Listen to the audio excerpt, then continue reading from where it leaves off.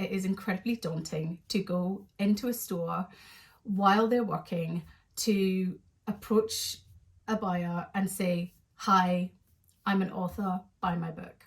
Hi, I'm Kirsten McNeil. I'm an indie author and publisher in the UK. I've published 4 books already, and this is part 2 of how to get your book into Waterstones and also UK bookstores.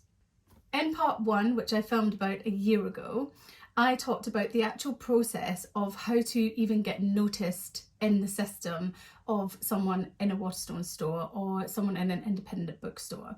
That's really important. So if you haven't done those steps in part 1, I urge you to go and have a look at it and make sure that you've done all those steps and that you are actually discoverable on the system, and that really helps. What part 1 didn't do was it didn't explain how you actually get your physical book into the shelves. So hopefully this will help you to understand how I did it and some of my other indie authors who I know have tried to do it as well. Firstly, since that video, I have also published 3 more books. So my first book, My Brother is a Vampire, that was 2 years ago. And then since then, I have published My Family is So Scottish and Daddy's Scared of Beasties.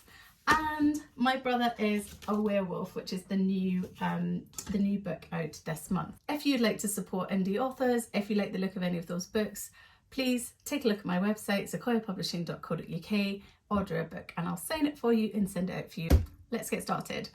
As I said, video 1 tells you about the process, but doesn't say actually how do I have a book physically on a shelf in the Waterstones. And what I want to tell you is the same approach applies to any bookstore, independent or chain. It's not a quick process. It's something that you have to put some time into, and you have to weigh up whether you want to put that time in, whether you can afford to do that from an hours perspective and also the discount perspective. I mentioned that in my first video, and what the benefit is to you.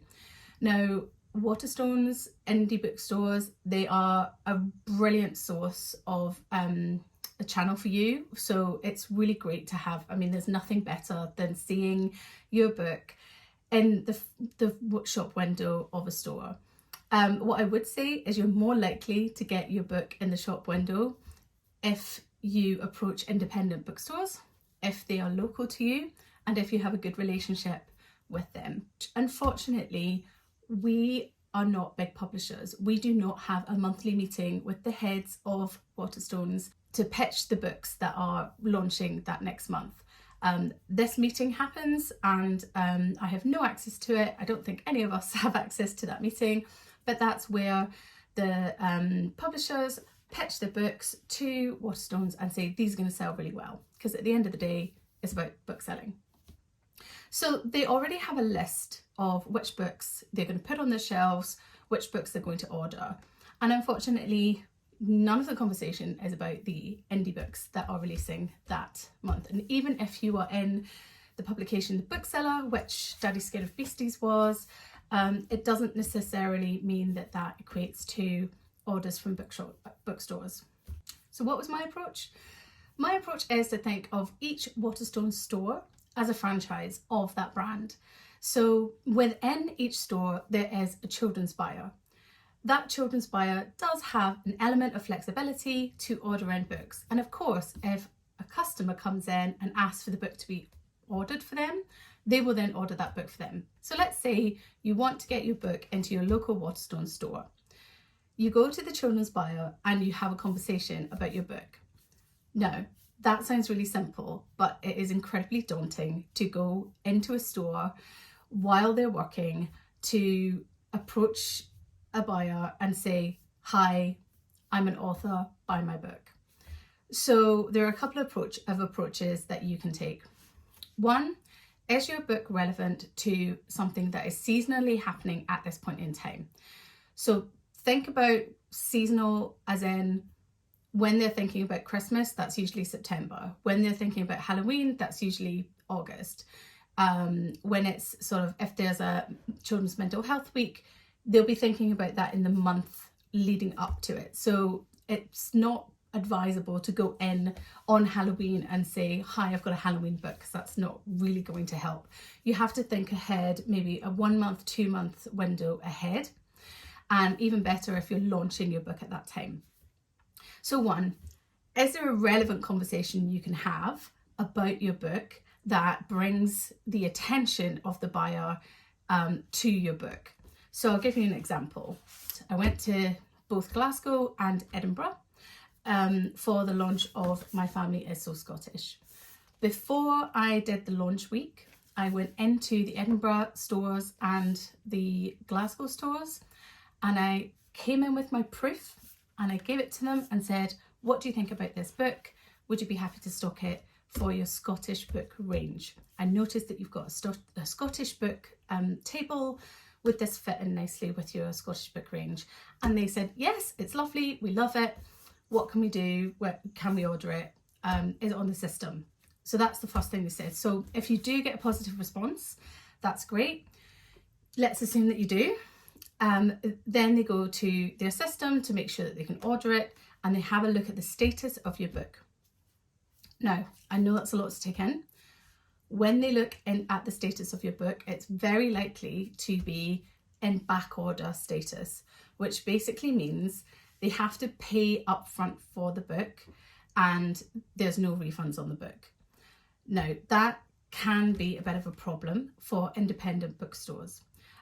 Because usually when they order books through Gardeners, they can order them and basically they get invoiced for them later. And they can also return the books if they order 10 and only 5 sell, for example, they can send them back. Now, there is a problem with the fact that even when you go through all the process in video 1, you're still stuck at this back order status.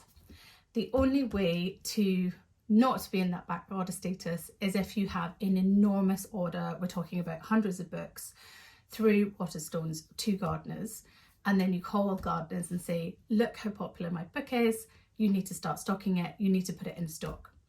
Now this is why you might have a Waterstones based campaign when you launch a book, because then you can prove that you're getting a regular amount of sales through Waterstones. I tell you friends, it is a lot of work. So for me, if they really want the book, they will order it. And I now get regular orders of My Family Is So Scottish through Gardeners. I can't tell which store has ordered it, but I know pretty much, I'm pretty sure that it's the stores up in Glasgow and Edinburgh who I have a relationship with and who are regularly selling the book, which is great. Now that's only one example, and that's the happy path, right? That is great. You go into the store, ideally when it's not busy, so not on a weekend, you know, a Tuesday or Wednesday, late morning is great. That's a good time. Not in the afternoon when the schools are maybe out and there's lots of kids around, and ask for the children's buyer and say that you're a local author. Now sometimes they'll either be busy or they won't really have experienced this before. Some stores, I go up to the buyer, they've never had an author approach them and they're a bit cautious. On other occasions, you have the opposite. You have somebody who is very experienced and who probably gets approached once a month by an indie author, and they're a bit sick of it, to be honest. So you've got to approach them with caution. Now, I am really proud of the quality of my books. They are very comparable to books that you get in Waterstone stores. So my tactic is to basically come with my book and say, do you stock this book? And if they say no, say, okay, well, I'm the author, so how do I get you to stock this book?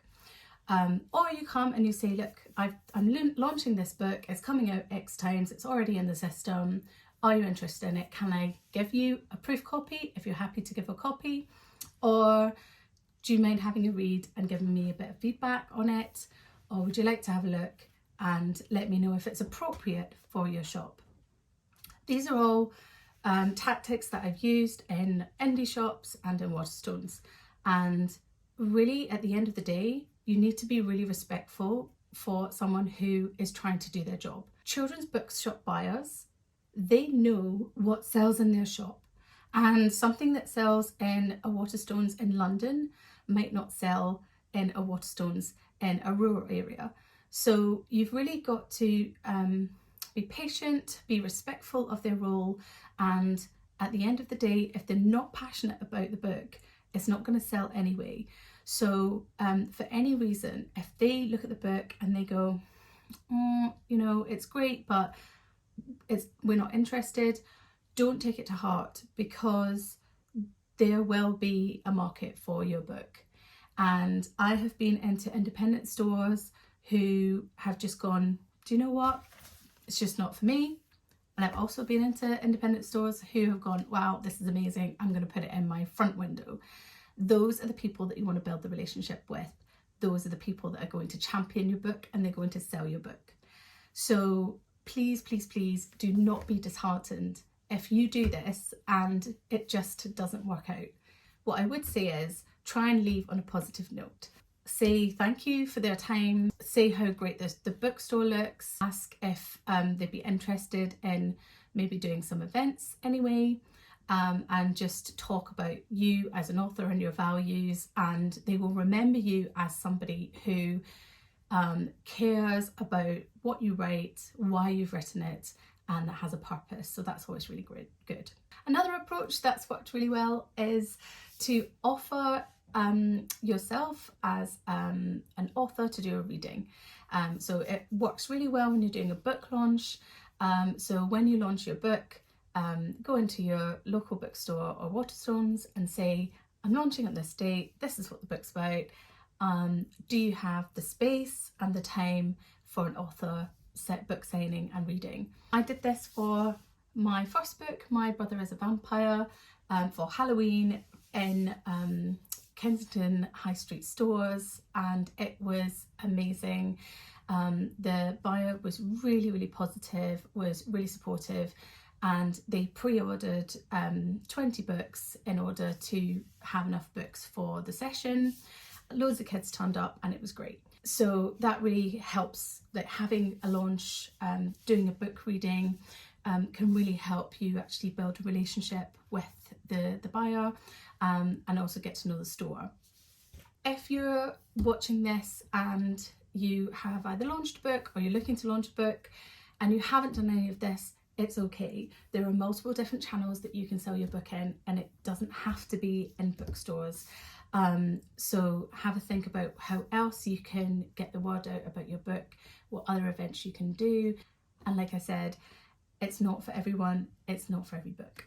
The other thing I would say is, regardless of when your book's coming out, build up a relationship with your local bookshops. It's great to have a connection with them, to ask about, you know, trends and books that are coming out and what's selling, and, you know, just to have that connection with someone else who's passionate about children's books is a really wonderful thing.